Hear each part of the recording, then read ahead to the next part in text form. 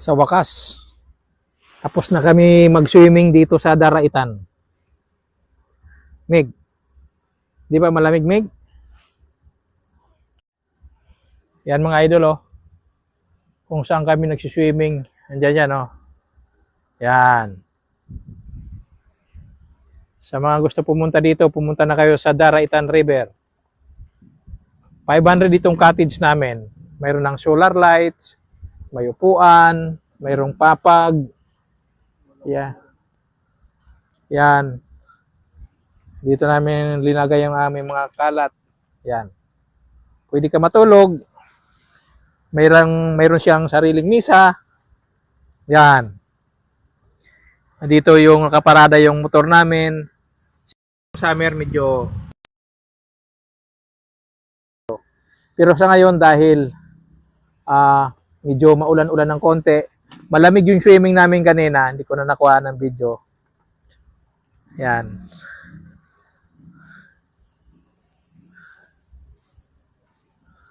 Oh. Yung kasama naming Muslim, andito na. Hindi, joke lang yun ha, hindi Muslim yung kasama namin. Si Roslyn to. Ayan. Pag pumunta kayo dito, medyo dapat para ma-enjoy nyo yung swimming. Dapat summer talaga, hindi mo maramdaman yung lamig. Kasi ngayon, pumunta kami, taglamig talaga. Medyo maambon-ambon ng konti. Kapag basa ka na, nakalublob ka na sa ilog, tapos hahampasin ka ng malamig na hangin, naku, grabe lamig talaga. Yan. Pero masarap pakiramdam. Yan. Yung cottage namin may misa, may tatambayan talaga. Yan. May bubong siya, may solar lights. Ayan. May kunting tulugan. Kunwari si Miguel may kasamang jowa.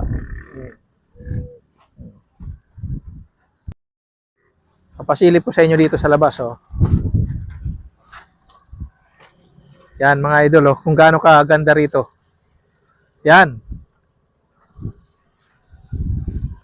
Ito yung kagandahan dito sa lugar na to. Nakapaikot dito, bundok, palamig. Yan. Yung nakikita nyo dito sa likod ko, diyan kami nag-swimming. Tsaka yung doon sa dulo, pumunta kami doon kanina sa likuran. Talagang napakaganda ng lugar na yan. Hindi gaano kalayuan sa Metro Manila. Pero ang babayaran nyo dito, kapag pumunta kayo, magbabayad kayo ng environmental fee, 20 pesos. Tapos pagtawid nyo ng tulay, another 20 pesos. Tapos cottage, 500. Yan lang. So, nagre-ready na kayong pauwi. Yan. So, dahil pauwi na nga kami, ready na yung mga kasama ko.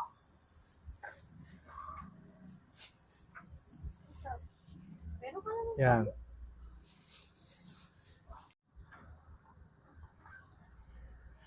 Walang tigil talaga yung ambon-ambon dito. Baka bilisan natin para baka lumakas pa mamaya-maya, malamig yata doon sa taas. Meg, sige na Meg, ihanda na yung mga gamit mo Meg. Gising na dyan Meg. Tumay ka na Meg. Yung mga gamit mo. Yan, napagod si Miguel kakahuli ng mga tilapia. So, pauwi na nga yung mga tao. Yan, oh.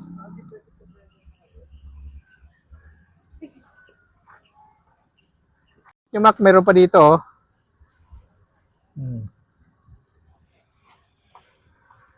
Miguel, yung ano mo, yung basa mong damit.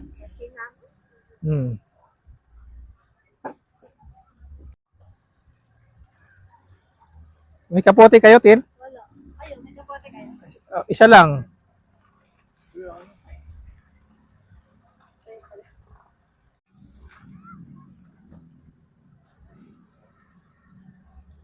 Di naman yata makakabasa yan. Yan ang problema. Medyo mambon-ambon. Walang tigil yung ambon dito. Yan. Uwian na talaga. Yun o. So, uwian na. Kakabasa yan o. So guys, maraming salamat sa panonood. See you on my next vlog.